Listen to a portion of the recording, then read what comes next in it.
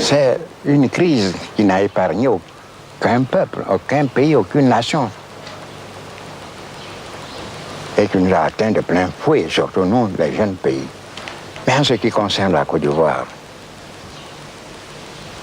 nous avons deux grandes ressources, deux principales, le café, le cacao.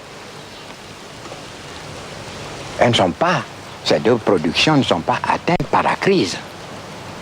Il y aurait une crise pour le café, une crise pour le cacao, si le prix de la tasse de café baissait, si le prix de la tablette de chocolat baissait.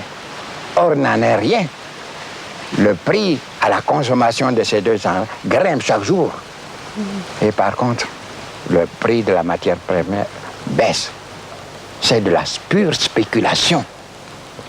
Tant que l'esprit de spéculation présidera aux échanges entre pays nord-sud, il n'y aura pas de solution à nos problèmes. Il faudra attendre que les spéculateurs, peut-être un peu rassasiés, permettent de reprendre le cours normal des choses. J'ai reçu Mitterrand ici. Je lui ai dit ceci.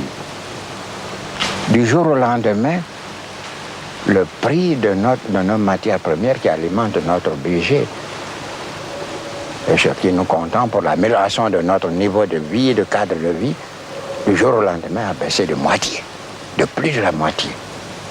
Est-ce que dans les pays développés, si vous arrivez à subir une telle diminution, est-ce que vous mesurez la tempête de protestation, voire de révolte, qui menacerait vos régimes?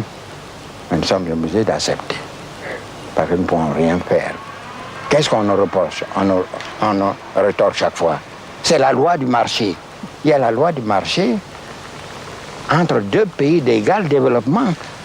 Mais quand un pays fixe le prix des matières premières du partenaire, les marchandises qu'il exporte chez ce partenaire, fabriquées le plus souvent à partir des matières premières insuffisamment payées. En plus des services qui coûtent cher. Comment pouvez-vous parler de la loi du marché? Est-ce que la loi du marché est respectée entre vous et les Japonais? Hein? Oui.